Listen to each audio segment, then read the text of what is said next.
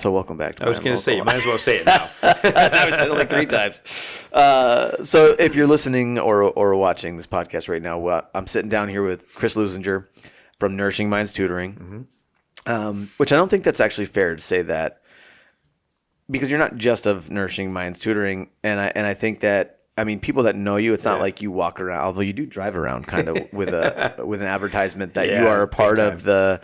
No, is it the Wilton EMS? Wilton Fire Department. Wilton Fire Department. Yeah. Okay.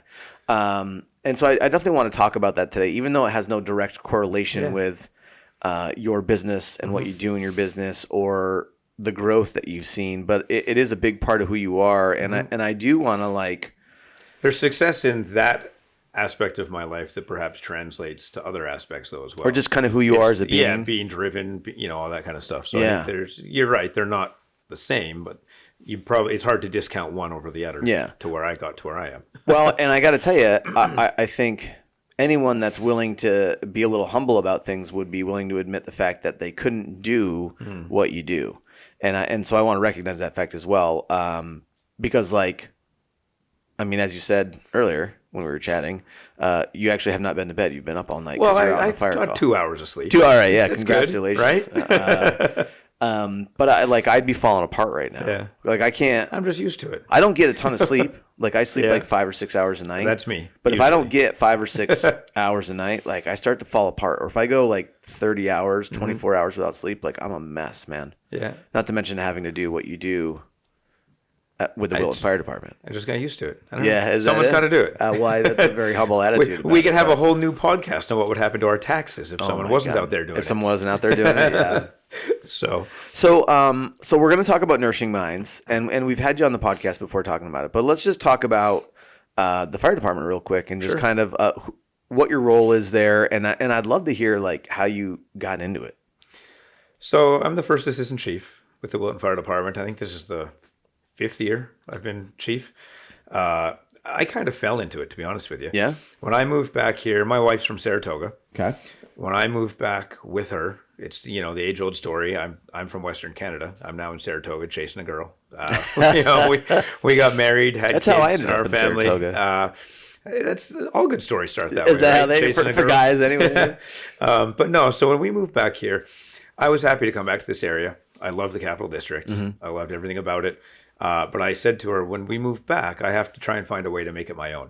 I can't just slot into your old life with your friends, your acquaintances. That's I need fair. to try and find a way to make it my own. And the fire department just kind of, I don't know. I just decided to call one day and get some information about it. And one step led to another. And it's like the next love of my life, I guess. Yeah. I get a lot from it. I get a lot from helping people. You're not doing it for the money. I'm certainly not doing it for the money. I'm not getting a paycheck. Yeah, they do not pay you guys enough. But no, so I just kind of fell into it that way. And over the first few years, guys started to look at me, I think, more in a leadership type role. So I just kind of kept building on that, building my skills, honing my skills. And next thing you know, I'm one of the chiefs and going from there. But I try to be pretty progressive in the way I lead, which is different than a traditional fire department or a firehouse. Okay. There's a lot of the old boys club. Sure. It's always been done this way. We did it that way. You have to do it that way. Mental health is an aspect that you and I talked about. And that's one thing, we contract with a mental health counselor, a therapist that comes and does group sessions with us and trying to keep guys safe that way. We contracted with Max Level Fitness in Saratoga. Oh, nice. They come to our firehouse 3 times a week and put us through the ringer and put us through the paces. And that's awesome. They do workouts for us. And, it's investing in my people and the guys and girls that we fight fire with or, we're out there helping the community with. If we take care of them, they're better equipped to take care of the community. So those are the types of things that I try and bring to the table on that side of my life, which may be a bit different than we're fortunate. We've got the budgets to help support to do that. Some volunteer fire departments are struggling. It is okay. That's why you said you don't get paid at all. Yeah. So a lot of departments don't have the same budgets, so it's harder for them to do things. We're lucky in that way, but there's a lot of things that they could still be doing. There's a lot of grants out there. How do they figure out those budgets? Is that all based around population density in the area? Population, business, residential. We've got 2 massive distribution centers in our in our community. Oh, because you've got ACE the and Target, ACE and Target, which yeah. helps tremendously with the amount of money that we're able to bring in from Yep. the tax base that feeds directly into us. So that's, we're fortunate that way. Yeah. But it's a big responsibility. It's busy. It's almost another full-time job. Yeah. Yeah, I know. But it's enjoying, it's nice being able to help people. And especially when it's, I say to people, sometimes it's the worst day, sometimes the last day. Yeah. And it's nice having the skills to go and help people in those times. Yeah. So, yeah. Yeah. And again, that's one of the reasons why I wanted to bring it up, though, is so that people can understand that you are building and I shouldn't say built. You've built a successful business, tutoring business in the area, and are now growing that business and experiencing some good growth over the last year or two as you've kind of changed some of your focus and some of the things that you've been doing. But also on top of that, though, you are also doing the volunteer fire department, which is a lot of hours and has obviously a huge impact on your life. Because you're up all night in a lot of cases. You and can talk to my wife about the impact on our lives at times. Yeah. And then you have to... that is something that you do in some way. It sounds really stupid, but you do kind of get used to that. The not sleeping part? It's probably not good for me. But you do kind of get used to it in a way. I don't know if I would not get used to it. Although, I have gotten used to... I guess you do, because I get up at 4 o'clock in the morning. Yeah, and you do a cold plunge. You get used to that, right? Not every day, though. I need to be doing it every day, but there's mornings when it's really weird. But my morning schedule has become so busy now that even when I get up at 4 o'clock in the morning, I'm still not able to get all the shit done. I got to get done before I. Yeah. So not every morning on the cold plunge, but this morning I did not get a cold plunge. But you just step outside. That too, I know. With the negative degrees, it's crazy. So. All right, so let's. I did want to just bring that up though, because I get that, like you say, you get used to it, but still, you're working full time on your business, in your business, with Nourishing Minds. At the same time, you're doing the fire department stuff. It's a lot, man. And I not only do I want to give you props for doing it and recognize the great work that you do with the fire department, but also the fact that for people out there. Because I have this conversation with people all the time, and they're just like, I don't understand how you do all the things that you do. And it's like, you can do all those things. Yeah. It is possible. Yeah. You have to get rid of something else, though. Yeah. Right? Absolutely. Absolutely. You probably don't spend a ton of time watching television. No, not a ton. I fall asleep watching television almost every night, but there's not a lot of watching going on then. Yeah. Three nights to watch one show kind of thing. A little background noise. Yeah. So let's talk about Nourishing Minds. So in case someone hasn't heard about Nourishing Minds, this is their first time, give us an idea about what Nourishing Minds is and what you're doing, how you're helping people. Yeah. Well, we started 10, 11 years ago now in the Capital District. We just kind of saw a need for helping kids in different ways. My background was a classroom teacher, moving into administration. Saw all the stuff that was going on in schools. Some of it's great, some of it's not so great. And thought to myself, there has to be a better way. And Nourishing Minds was kind of born to help some of those cases. Okay. We cover everything from, someone needs an SAT tutor, Regents help, test prep, homework help, some of that stuff. We cover teaching kids how to read. Our youngest clients have been pre-K, 3 years old. We cover now everything up through college. We can, we've got tutors and staff in place that can handle a lot of college type classes, finance, all that kind of stuff, and everything in between. One of the things that we've started doing in the last 3.5 years or so is contracting with school districts to help special ed kids or kids who are on homebound instruction for medical reasons, long-term suspensions, behavior issues, things like that. My team is great at coming in and working with schools in that way as well. So we've kind of evolved over the years. COVID flipped the world on its head. We changed during COVID, started supporting kids and families in different ways then. We've talked about some of that before on a previous podcast.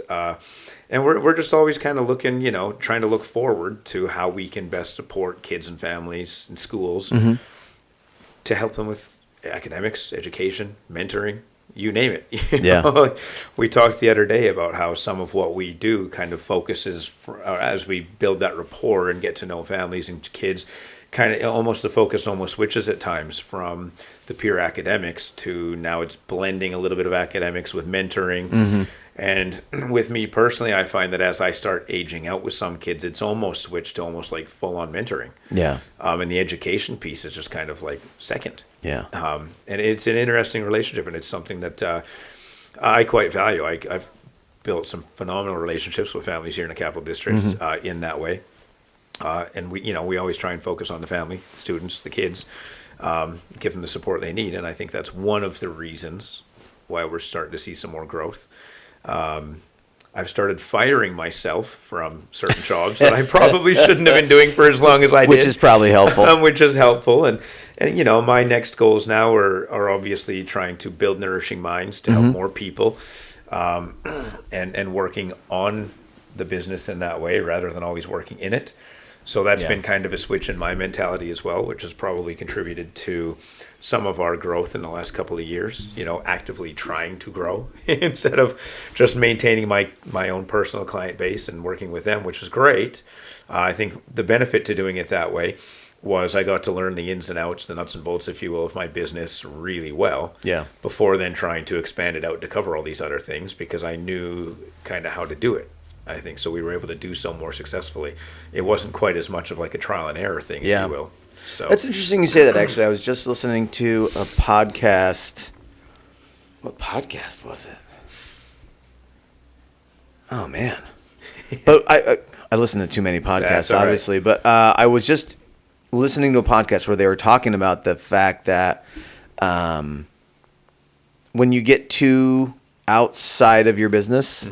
And you become disconnected from day-to-day activity, that it can become challenging to know what needs to go on and how to move the business forward. If, the dream for a lot of people, and I don't necessarily share this dream, but I've heard this come out of people's mouths probably more often than it should, is that, the dream is to build a business that operates completely without you and makes you money while you're sleeping, right? And I hear that, and I think, yeah, maybe that's a dream for some people. They want to make money without doing anything. That's not my dream. I don't want to get paid for doing nothing. But but I also, I don't have a ton of personal clients anymore.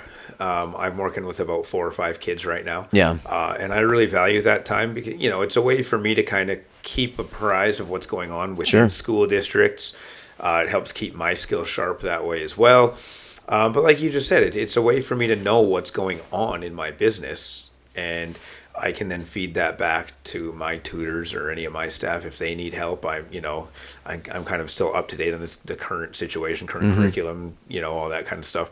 And not to mention, it's just, to me, it's kind of what I do. Yeah. I like just sitting down and helping kids sometimes, so it's nice to still be able to do that. When I'm sitting down working with a kid, everything else, all the background noise, the family, the kids, the pets, the firehouse, managing 40 people there and managing 30 people in a business, that all kind of goes away, and I get to just focus on what's right in front of me. Yeah. So it's kind of nice to That's do almost that like meditation. It is almost in a way, only it's in math. Right. Oh, I just got a little nauseous. Yeah. It's funny. I hate math. See, I grew up hating math. Yeah. Hated it. Thought I was no good. Had a terrible, outlook on math. I'm never going to use this. When am I going to use this? Math is terrible. I'm no good. I'm not smart enough. I don't understand. All the negativity, all the things. That was me. And I went to teachers college and had a professor spend a ridiculous amount of time with me retraining my brain to think more mathematically, because I was petrified in teachers college. We had to write the equivalent of a 6th grade math test. And I was petrified of that test. Oh, yeah. Here I was, just like mid-20s, scared of doing a 6th grade math test. And I was like, I don't think I'm going to pass this. Oh, my God, I'm going to fail school. And my whole career ambition's gone down the drain. And she spent lots of time kind of retraining my brain, and come to find out now it's one of my favorite things to teach, actually. Oh, really? And seeing kids in the position that I was in go through that same thing and have that same attitude, to show them that it doesn't have to be that way, show them different ways that they can learn and approach problems, which transfers into other life skills as well, I think, learning it to look at things from a different way. And, and it's something that I enjoy. You saying that kind of makes me want to do math. No, it doesn't. No, it doesn't. I was the same way. Math was always very hard for me, and which was a struggle because I really enjoyed science. All the sciences, whether it was biology or science, didn't matter. Like any of the sciences I was very much into, but there's always a math component connected to it. And so that always, I struggled with it. Like I remember chemistry in college, like doing Chem 101 and struggling because of the math component in chemistry. And what are you going to do? I guess that's why I'm not a doctor now, is because that's not why, guys. There's lots of other reasons. Yeah, I would probably say the same thing. We probably share some similar reasons. Similar reasons as to why I would never run for, presidency or any governmental office. There's another podcast. I know. Oh, yeah, that's a whole other one. So just unpacking in my brain some of the things you said there, it's interesting to me about the retraining someone's brain in order to understand math and be able to, because I guess, our brains are we learn differently. Yeah. We structure thoughts differently. And so, if you're more of a creative brain, I guess that I am, that math stuff is hard. Yeah, it can be. Yeah. And that's where we're at.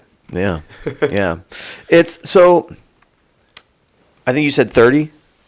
But not quite. We're just shy of 30 people now, I think. Yeah. We've got a few people working kind of back-end stuff. We work with guys like yourselves and some of your team and then my tutors and some other people involved. Yeah, and like I said, I'm trying to learn how to remove myself from some things that I think are better left to others. Now, you say that, and, specifically, obviously, this podcast is going to help us write the article for Saratoga Business Report Q1 that's coming out in March. This is going to be our growth issue for those of you listening. And we're doing a few things with this magazine. One is we're going to interview and talk to a bunch of consultants and business organizations and coaches in the area that work with businesses like Chris's and like ours. But we're also interviewing people like Chris, and there's 3 other companies that we're doing bios on that have seen some really good growth the last year or two in a very tumultuous market, sometimes very healthy, sometimes not, and it could be day to day, right? So it makes running a business successfully challenging. It's also what's exciting about running a business. Right? I know, you mainline that adrenaline. And so as we look at that stuff, I really want to ask some questions about how you structure things, how the help that you get, and what you would attribute some of that growth to. So I guess down that path, I think the first question I want to ask you is the growth that you're seeing, and you talk about working on the business instead of in the business. Are you tackling that on your own, or what does that look like for you? So it's a very good question. That's what I do, Chris. I ask really good questions. For me, it was learning. We started this business kind of on a whim, took a chance. We were fortunate to be in a position where we could do so. And I think I've mentioned before, I kind of had like the 1 year, 3 year, 5 year, 10 year plan. The 1 year plan was, will the phone ring? Right? Yeah. Will someone pay me to work with their kids? Can we get a client? And of course, we hit that marker fairly early on. And then the 3 year plan was, can we start expanding some of our offerings? We started offering only K to 8. Okay. And I turned down lots of business in the first couple of years. I didn't do it. I wasn't comfortable doing it. I wanted to stick with what I knew really well to give that product to the customer. And then the 3 year marker came and we started expanding our offerings. I started upskilling myself. I said before I was petrified of like a 6th grade math test. Yeah. I can now go through basically Algebra 1, geometry, and can cover most of that. I tap out at Algebra 2, calculus, all that stuff. I'm out. I've got great people that do that. It's just not me. Define a limit. I still define a limit. I remember having to do that in college for calculus, and I just wanted to jump off a roof. Yeah. That's when I tap out. There's much better people suited to do that than me. But part of it was upskilling myself, right? Here's these requests coming in, and when you're doing it basically myself and my wife, it was like, oh, well, we can take on this client, and if I upskill myself, I can do it. And now it's, whatever it is, more money coming in every month and building more skills. And we started doing that. 5-year plan was starting to hire people. Hopefully my schedule was too busy. Yeah. So we hit that marker before the 5-year time as well. Yeah. Started hiring a few tutors, expanding the product up through high school, bringing on tutors that don't necessarily do what I do, but do what they do. They're great at science, language, English, math, whatever it is. And then the 10-year plan was to try and grow to the point where, we kind of learn the business. We know what the business is doing. We kind of, not like, the goal was never to let it run in my sleep and have everybody else do it while I'm just sitting on a beach somewhere collecting a paycheck. That was never the goal. But it was kind of like, can we build our business to the point where it kind of sustains my family or our lifestyle without having to rely on another income? And that was the 10-year plan. And we reached that point. And I remember vividly just this past, I think it was May or June or whenever it was, the wife and I were out on a date night kind of thing, and we started talking, and it was like, holy shit, the 10-year plan is here. Now what? Yeah. It was like, oh, we should probably come up with some new plans. It snuck up on us that quickly, and we just kind of kept rolling with the punches, and trying to do right by our clients and everything else, and here we are. That's awesome. So the new plan is to try and not focus so much on working in a business, as I said, but working on it and seeing how we can grow to help more people. We've got some pretty lofty goals that we're hoping to hit. So going back to your initial question, trying to surround myself with people who are aligned to help me achieve those goals.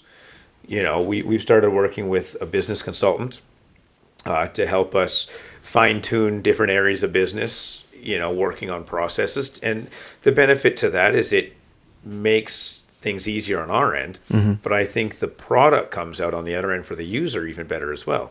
It's easier for them, and it's just silly little onboarding stuff, onboarding registration documents, going through that, auditing all those and fixing them up a bit to make it easier for people to complete that stuff and get it back to us. Working with you guys in Time Bank with timesheets. Oh, yeah. Simplifies things on my end, and it saves me tons of time, just doing that weekly task. So it's trying to surround myself with people who I work with a lot of people like yourselves. We get on, we share similar visions. We're and just trying to bring the right people around to get us to the next level, really, because we've got some pretty lofty ambitions and we're working on getting there. So you in the beginning, you actually sat down and looked at 1, 3, 5, 10. Like you were looking long term. Like we literally were thinking long term, and I didn't have any backup plans. I was like, all right, we're going to go all in. We did everything shoestring when we started. Yeah. It was, I built our first website not knowing anything about website design. The information's out there. You can learn, It was. The information was out there. I tried to do it and put together, cobbled it together. Cobbled together our few brochures and things like that. Yeah. Hit the bricks down on Broadway and started putting brochures and pamphlets in people's windows and asking if they'd put stuff by their registers. And that's awesome. Northshire Bookstore took some in, and we got a few people calling us from there. I probably should still be doing some of those things, and I'm not. It's funny how you come full circle and think back. Holy, that's where we got some of our first clients from. Maybe we should still be doing that. I should probably go and visit them. Yeah. What an exciting time. But we did have the whole thought of like, all right, well, let's, I didn't go to school for business. If you would have said to me 15 years ago, hey, in 5 years, you're going to be an entrepreneur, you're going to be doing this, I would have laughed you out of the room. No, that's not me. No way. Life throws things at you and you roll with it. We did kind of have the 1 year, 3 year, 5, 10 plan.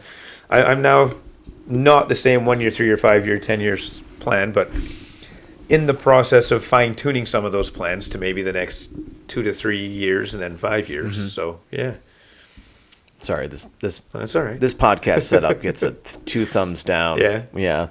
It's not working. That's all right. You'll have to have me back for the first one. I know. I can't wait to get out into the new studio here. So I want to move on from the goal setting, but before we do, When you sat down to do that 1, 3, 5, 10, like, had you read about that, or No. it was just a thing that It's you just did? something I thought in my mind made sense. It was kind of like it was kind of like encompassing short term and long term, because it was like I don't really know what to expect. I've never done this. I didn't go to school for business, for finance, for any of that, marketing, management, none of it. My undergraduate degree was in exercise science. I moved, we talked before, I got some teaching experience around the world, and I went to Taiwan and taught there in a private school as a way to avoid adulting and avoid the real world. And then, come to find out I enjoyed it, so then went back to school and got some more, degrees to, let me teach and all that kind of stuff, and it just kind of all went from there.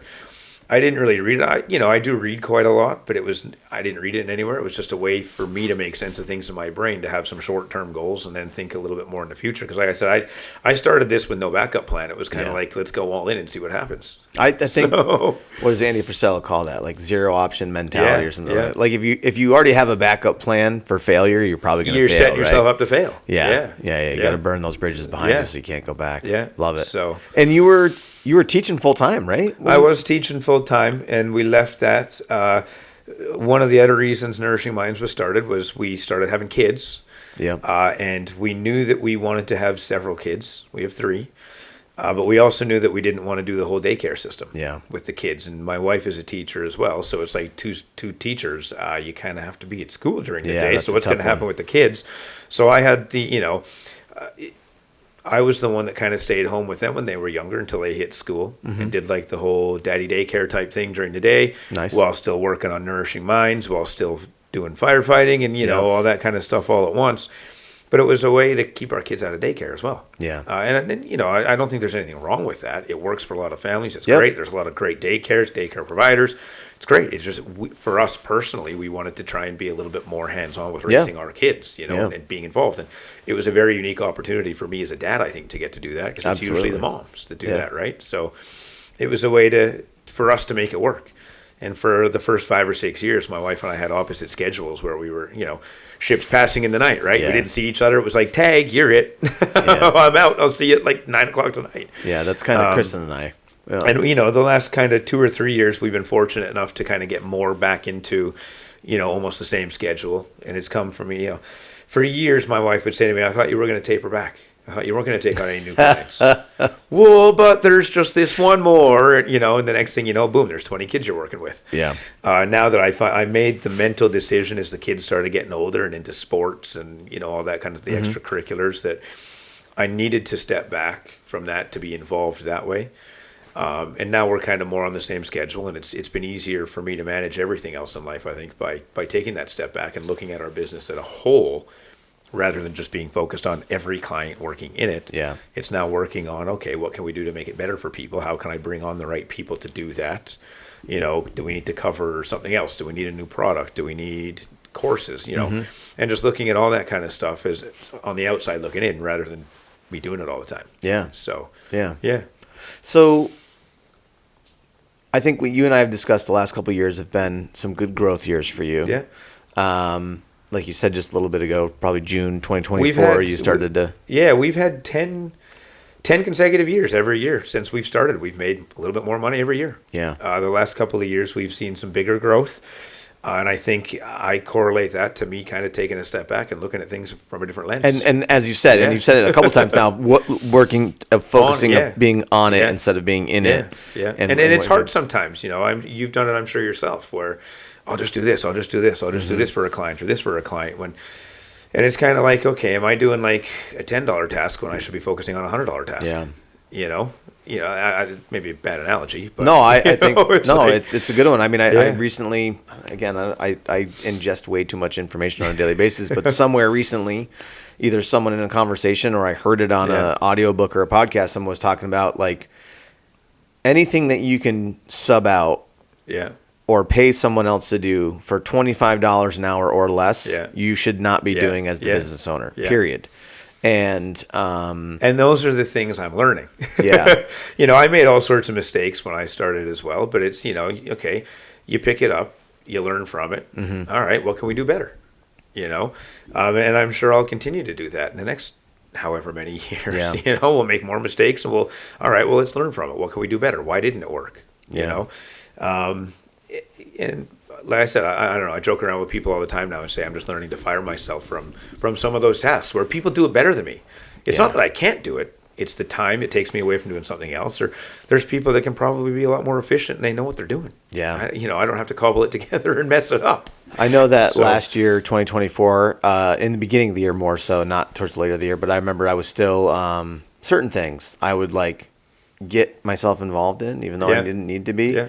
And then I'd be like, well, I'll just do it for you, thinking I was helping them and I was helping the client. But what was happening was I was rushing to get it done because I had such a big pile of stuff to do that I wasn't doing the best work.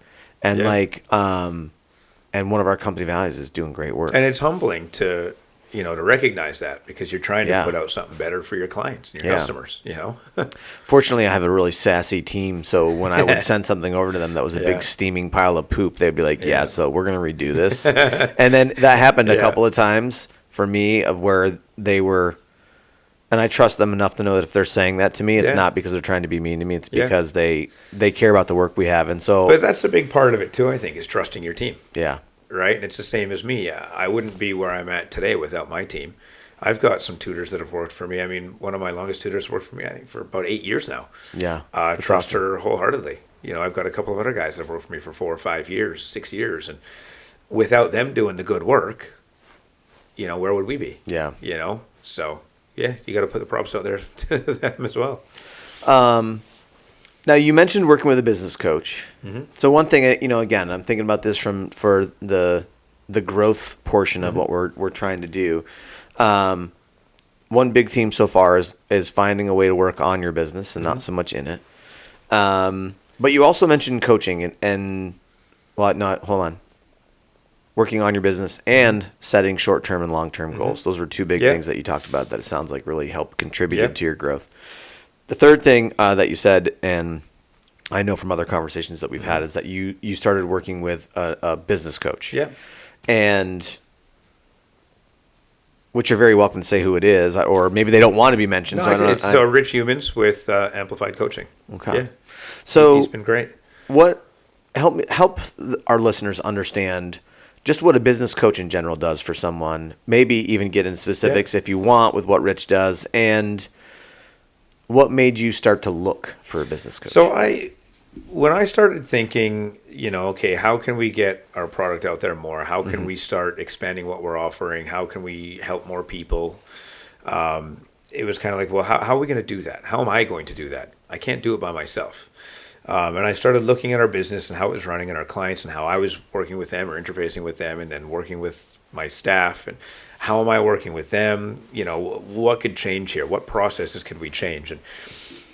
And one of the things that I felt that I needed to do in order to grow the business and scale it was to start networking more, getting myself out there more. So that was kind of the first step. I didn't go right from like, okay, here I am, I'm just going to get out of all my, get out of everything and just hire a coach. It was kind of a gradual process, probably over really 2 to 3 years. So when I made the decision to start focusing more on like getting out there, networking, meeting people, the opportunities for me really exploded.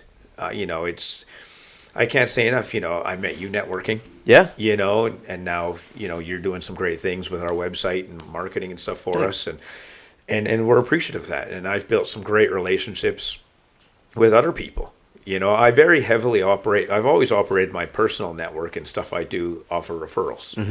And referrals have always been really big in my business with Nourishing Minds. It's a great way. People are talking about you, referring you. They must be happy, or they're not going to refer you on to others, right? So it's good feedback, and just starting to build that network with other individuals has opened up a lot of doors for me. Meeting other people with new opportunities, new clients. But conversely to that, me being able to help them. Because there's a theme there with, I guess, what I do as well with helping kids and families with the academics, but also going back to the firehouse stuff. It's helping others. And I think that's what makes the networking successful. If you take something and you give something in return, it goes full circle, right? And that's the way it should work. And I started doing a lot more of that and focusing more on helping others, getting involved in the community, even silly things like sponsoring kids' sports teams and just putting our name out there more in the community. It helps that organization because they're relying on the money to come in to get uniforms and all that kind of stuff. So, doing things like that, and helping, refer others to other small businesses like yours and mine. And people were receptive to that and treated me well, referred me to new clients and new opportunities. So it was kind of started there. And then just through conversations with more like-minded individuals and getting to know people, it was like, talking about different ideas I had. And one of the things that I started leaning towards with the business coach was recognizing the things in my business that I was no good at. The numbers, understanding what all the numbers meant, how we can use those numbers to help drive growth, or for you to help drive marketing, and where we should put money and, and all that kind of stuff. And it was really starting to get someone involved that could listen, help me, educate me on what we should be paying attention to and what we shouldn't be, or where we should be scaling back and or changing, helping me fine tune some of the processes to make things easier to run, to make things easier for customers, for staff, whoever it is. And it just kind of went from there. And now, the relationship that Rich and I have got has been great. We've been working together since really August, September.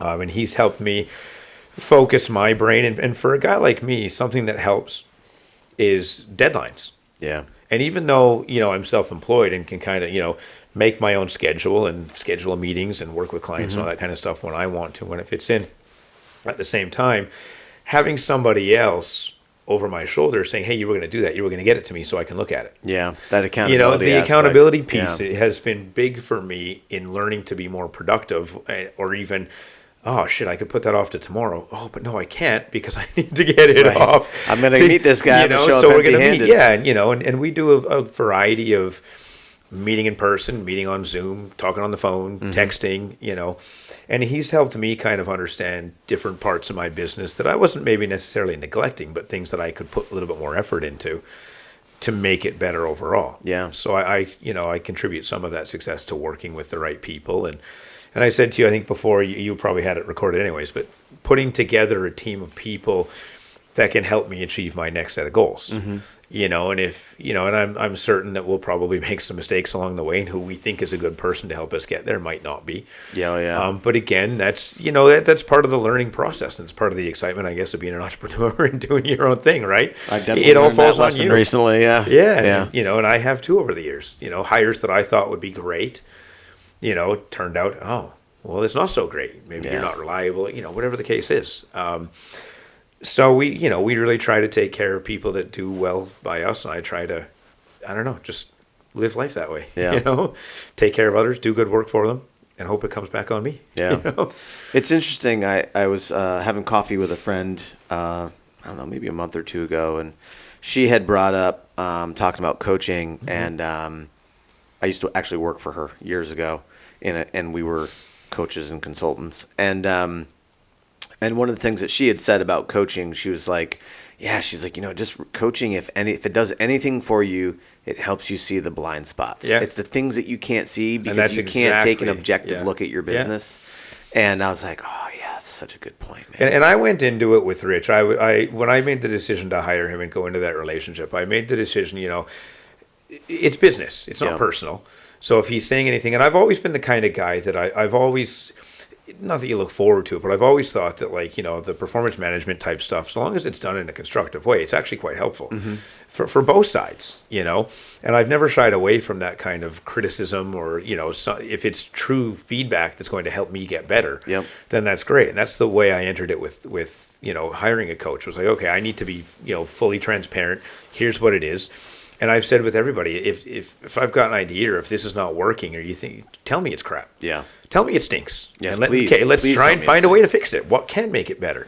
And I think looking at your business and growing it that way, I think you have to look at it from that lens, because you can't take things personally. Otherwise, you're never going to grow. And, businesses evolve, and you need to evolve and change to grow. I think. You can't be static. No, you got to be dynamic. So, and that's just kind of the way I've approached it. It's okay. Some things have maybe got me out of my comfort zone a bit, which is good. Which is good. So yeah. Is it out of your comfort zone because it's 58 degrees? No, it's actually 60.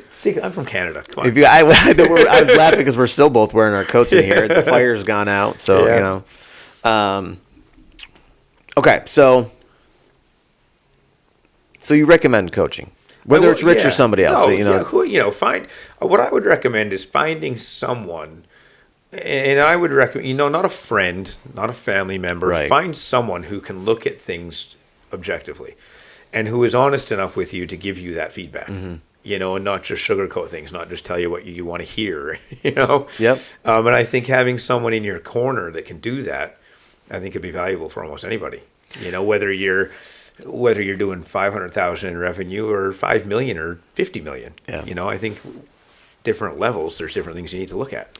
How do you? And we won't talk about how much Rich is costing you, or how but it does cost money. Of course it does. And I know that from my own personal experience, from when I was doing sales coaching and consulting with organizations and individuals, that looking at that cost is a factor in whether or not someone uses a coach, says yes or says no. So how do you look at the cost and still have the ability to say, yes, I need a coach and I'm going to work with it? As with almost everything in life now, you've got different options, right? There's different levels of coaching, there's different levels of support, there's different payment structures. One of the things I looked at initially was, okay, so let's enter into this relationship. I don't know if it's going to work. I'm trusting my gut, and I'm going from referrals based on a couple of other people that I knew that had used Rich. Yep. But it was kind of like, okay, I chose the most expensive option, which was just a flat monthly fee. Okay. With no contract, which, as a business, I do similar things with some of my, payment structures where you sign up for a bunch of hours, it's cheaper for you. Yeah. If you pay per hour, it's more expensive. Yeah. But I also knew, to me, in the back of my mind, it was like, okay, well, if it's not working or I'm not getting anything from it, I can just 30 days notice and let's go our separate ways. But I don't have like a system or a numeric or anything that I could really say that I rely on to make decisions. I've literally just trusted my gut. And I ask questions. I ask other people who have used an individual or a business or a service. And I do that hiring. I don't have a standard set of like, here's 20 questions I'm going to ask someone in an interview. I sit down without the microphones, but I sit down with someone and say, let's have a conversation. Yeah. Let's chat. I don't care about the standard 20 questions because I've read your resume. Right. And by reading it, it's basically, I ask those questions and you're just regurgitating your resume to me. I don't need that. I can read it. It's in front of me. You're not learning anything, So I'd rather just have a conversation and see how I feel with someone. And there's times where I have that conversation and I don't think it's going to be a good fit. And there's times where I'm like, by the end of that conversation, we don't need any more nonsense. Do you want to work for me? Yeah.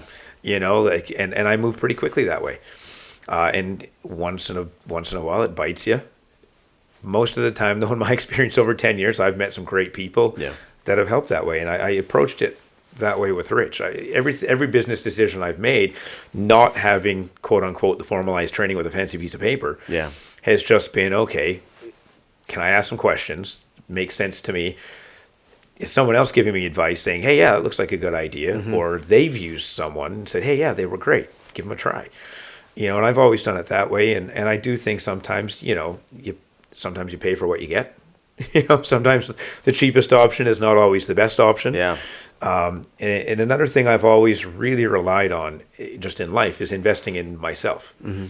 And sometimes that looks like a coach. I look at it in a way where I'm still investing in myself, even though I'm investing in them, because they're helping to bring my skills up. Yeah. And I think trusting yourself and investing in yourself to learn is never a bad thing, whether it's a podcast, a book, a coach, whatever it is. I happen to think that investing in yourself is the best thing. Yeah. Because at least, you're not going to quit yourself. So, it's like, well, because like with coaching and training and all that, like a lot of worries that people have is that they're going to invest in one of their team members and then that team member is going to leave, right? And of course, how the coaches and consultants and trainers combat that is, everyone's seen that meme or that image. It's like, I can't, I can't afford to train my team, but I can't afford not to kind of thing. Yeah. And it's like, well, there's one team member that you can invest in and it's going to be a good investment, right? And that's yourself. And I've never really subscribed to that mentality either. We try, to the best of our ability to treat our staff well. Yep. We pay them well. We pay them a lot more than the competition does.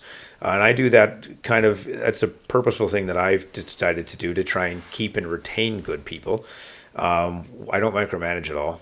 Yeah. You know, I let them, if they've got ideas, I let them run with it. I don't dictate what they have to do or how they have to teach or where, all that stuff.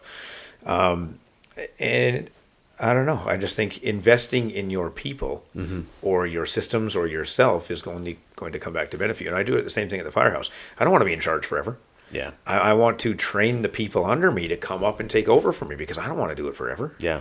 Well, I mean, realistically, at some point in time, it may be the decision to want to do it is taken away from you, and you can't do it. Yeah. So you need to have people ready to be able to step into that void. And I don't treat my business any differently. I want people to do well.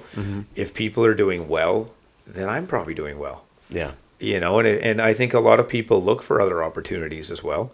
We're still at the point with Nourishing Minds where, it's not like we have a bunch of, really high-paying management positions we can offer people. Yeah. But in the future, if we keep hitting certain markers, we are going to be in a position of looking to hire more people like that. And, I like to try and give people opportunities. And if that comes from within or if we hire outside, I don't know, know. But I think, it's never bad to invest in your team or yourself. So that's awesome. Yeah. Chris, I don't want to keep you here all morning. That's so all right. I appreciate You've known me long enough to know I could probably chat all day. I know. Yeah, same.